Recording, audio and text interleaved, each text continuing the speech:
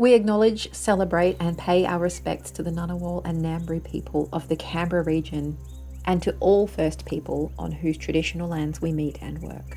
Their cultures are among the oldest continuing cultures in human history. We also acknowledge and celebrate that many of the speakers in this series were based on other traditional lands and territories across Australia and the world. We recognise their past and present leaders and acknowledge their contribution to our collective past and futures. Welcome to Cybernetics Snacks, a speaker series featuring leading voices in the cybernetics conversation. We're currently exploring the past, present, and future of cybernetics. Art, writing, and modern myth-making. Today, we're in conversation with Vanilla Beer. We've asked Vanilla 4 questions. Let's get into it. I grew up fathered by a cybernetician whose life was suffused with cybernetic notions and subsequently mine. I didn't realize there was a choice. Well, there wasn't a choice. I didn't realize there was any other way of being when you're brought up in the context of holism. You must bear in mind, well, you needn't bear anything in mind, but what is astonishing about this is I was born in 1950, and holism and the concept of systems was really not an issue. Nobody talked about where things came from and where they went to and how they were generated and what your role in this process was. We did. In my family, that was critical. So I was rather set apart from my schoolmates early on, who clearly thought I was bonkers a lot of the time. But yes, anyway, so I don't know that there was ever a choice in my life, unless one supposes that you choose your parents before birth, which is possible, I suppose, in which case I did extremely well. So, I mean, I suppose as a kid, your other option there would have been to kind of resist all notions of what your parents were talking about and tread a completely different path. But I guess that would have taken a form of rebellion. But can you imagine rebelling against the notion of holism? It's just not a possibility unless you incorporate it into the model, which of course is a possibility, but not one I considered as a child. So yes, I grew up under cybernetics. And one of the reasons I stayed with the flock is because of the poetry, actually. The language of cybernetics is extremely poetic, and I love to hear it being talked. I may not understand it, but I love the rhythms and the cadences of the language. And I like cyberneticians. I mean, I'm so lucky that as a painter, I mean, I have access to all sorts of things as a painter, but my route into cybernetics was an accident of birth, or not, if you choose your parents. And it's one I've abused all my life because I can get away with it. what was that route like? I mean, I think about the fact that for me, cybernetics, certainly in our space, is a pursuit that is happening at a university. How does that translate to, when you're 3 or 5 years old, trying to get across what this big word is and big concept? Well, it was exemplified by the life we led. For instance, my father, there were many of us. My father had many children, and he ran it from his study with in those days, there were none of these things. There was nothing, and he had little tiny walkie-talkies in each of our bedrooms screwed to the wall, and he operated them from the study, from his lair, his man cave, if you will. And from there we were all directed, which was quite irksome, actually. But yeah, that was control in place in a household, and of course the whole thing was quite tightly organized. I didn't realize it was cybernetics until much later, but of course it was, and everything Stafford did was imbued with this air of cybernetics. Incidentally, I've just been watching briefly the introduction to cybernetics that Javier Livas has put up on the internet. You can do no better than to watch that. It just tells you the early days of cybernetics, how it began. And you can see Stafford talking away as a man probably younger than me, doing really very, very well. It's called, it's in the Stafford Beer collection at Liverpool University. And it's called 00 Intro to Cybernetics 1991. And I recommend that to you. Great. We will all go and have a look. Yeah. Now, speaking of kind of different ways in or different ways into cybernetics, our second question, if I can move on to that a little bit, relates to cybernetics past. And we're interested in a story of your favorite tool or approach or theory or text or person or story from cybernetics, and why. Okay. I was just casting my mind about it. There's hundreds of stories, of course. But I remember, I don't know if this will translate as a story actually, but I remember arranging to meet my father in London at his club. And I got there and there was no sign of him, but there was a cybernetician called Gordon Pask sitting there. I don't know. Are you familiar with Gordon Pask? I can see a nodding head over there. Probably not as familiar as you sound like you are. Well, I met him when I was 8. And he was a little man and he wore green velvet and a bow tie, always, nothing else. Saves thinking about what you're going to put on, eh? Green velvet suit. I might take that up. Anyway, so the first time I met him, he clicked his heels and took my hand and kissed it. And that was it, you know, I've enslaved until he died. So anyway, there was Gordon sitting in the Athenaeum Club, waiting, it turns out, for Stafford. But I didn't know that. So I said, hello, Gordon. And he said, yeah, what are you doing here? And I said, I'm waiting for Stafford. And he said, oh, he was waiting for Stafford too. But it took us like 15 minutes to establish that, because he said, no, you can't be here for Stafford because I'm here for Stafford. The conversation, Gordon was an expert in conversation theory. Point 1. And it took us 15 minutes to establish what we were both doing there. And then Stafford arrived and he said to Gordon, what are you doing here? And off we went, same saga. And then Stafford said he got fed up with it and he said, oh, I'm going to get my post. So he went to the porter's lodge, came back with his post, and Gordon said, that's mine. And Stafford said, no, it's not, it's my post. And so it went on. It eventually turned out Gordon had left him a note suggesting that they met for a drink that night. It took, by then, 20, 25 minutes for these two world experts in communication to establish that they could not meet for a drink that night. It was hysterical, and I'm not telling the story very well. You should talk to me in the evening. I'm more fluent then. Anyway, you get the gist. They were delightful men there. They were great company, great storytellers, and full of stories to tell. Does that answer? Sorry, I've forgotten your question. I went rambling on. That storytelling is central to cybernetic practice? I think it's central to being human. When I've been talking about this morning about how you spot a human, but the stories we tell and the myths we express are hardcore, are they not? So yes, cybernetic practice, certainly. In fact, perhaps you're right, especially because using stories, you can cover a multitude of disciplines. You don't have to sit in one language.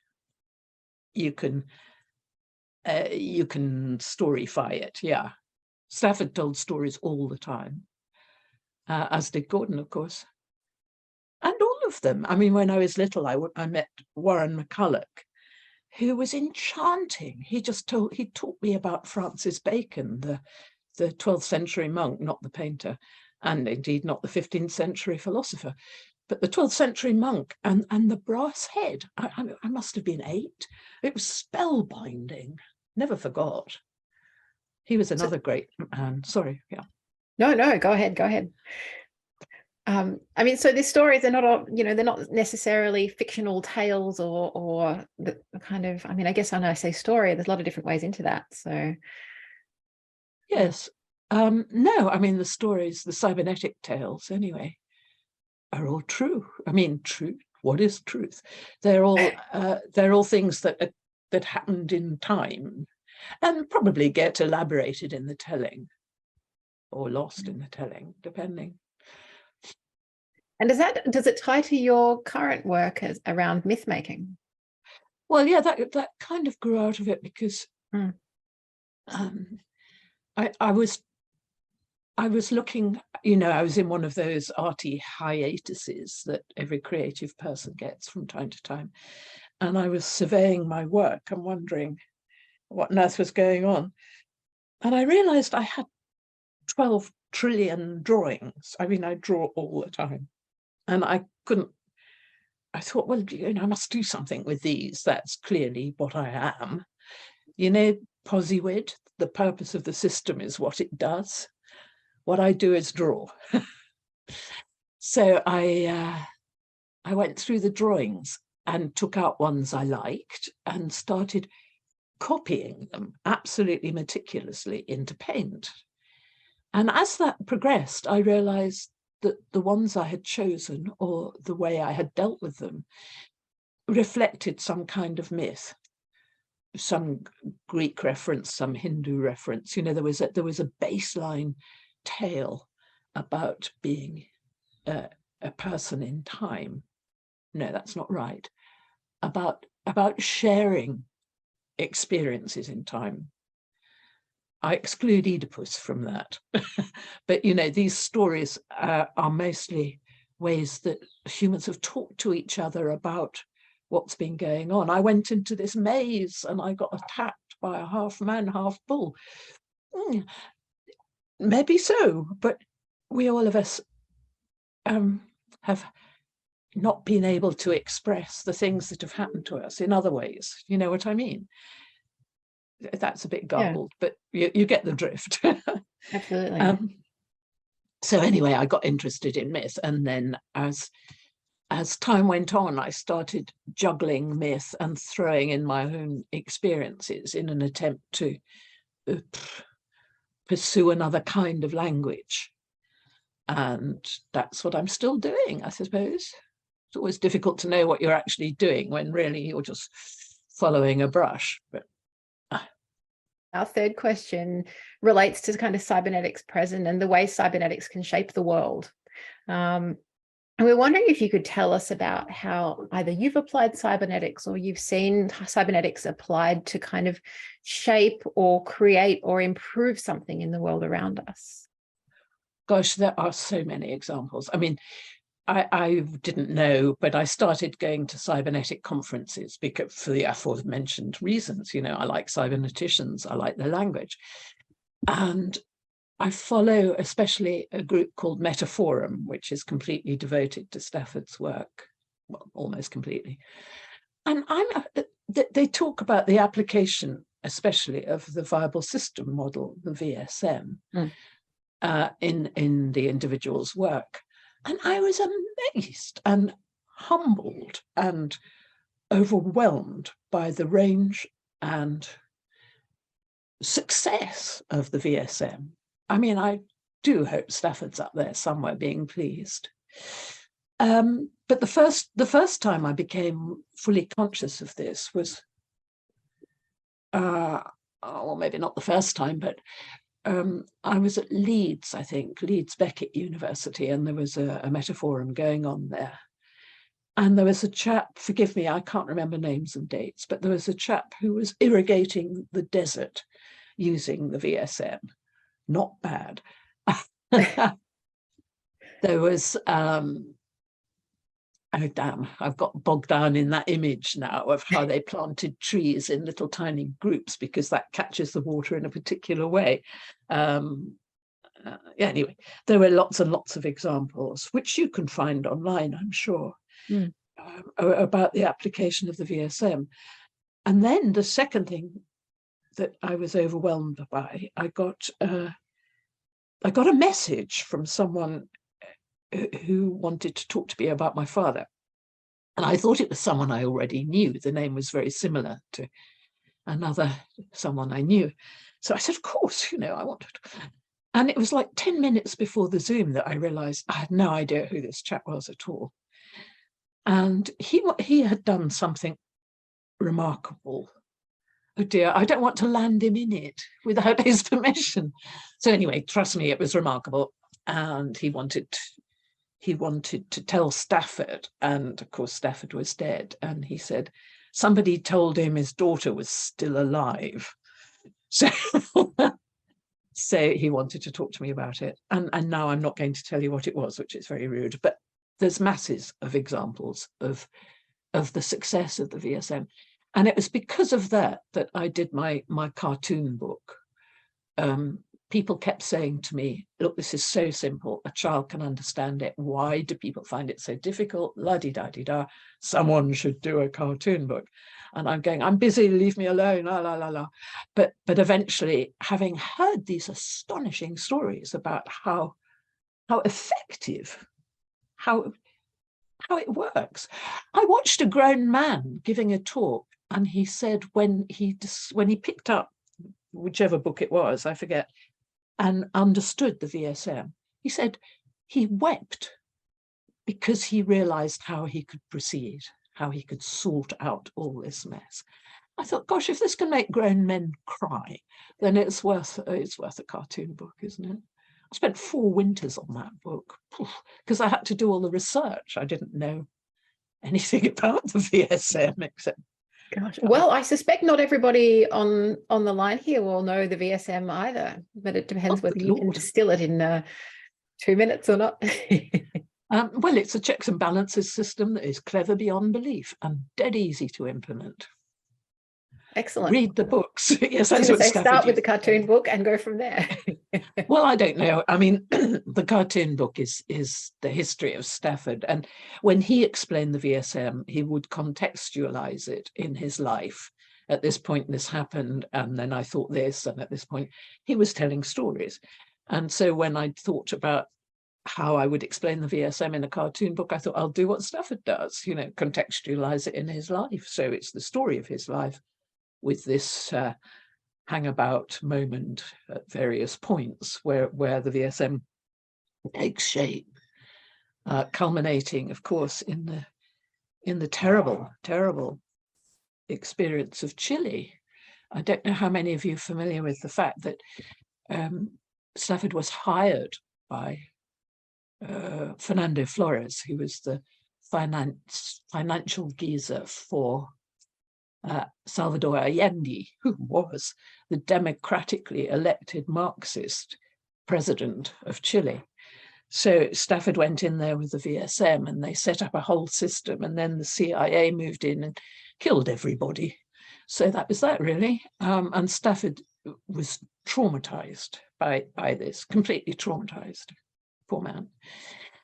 But the point was, he felt it was his fault because the system was so effective, and it was in no one's interest for Chile to become a viable, to become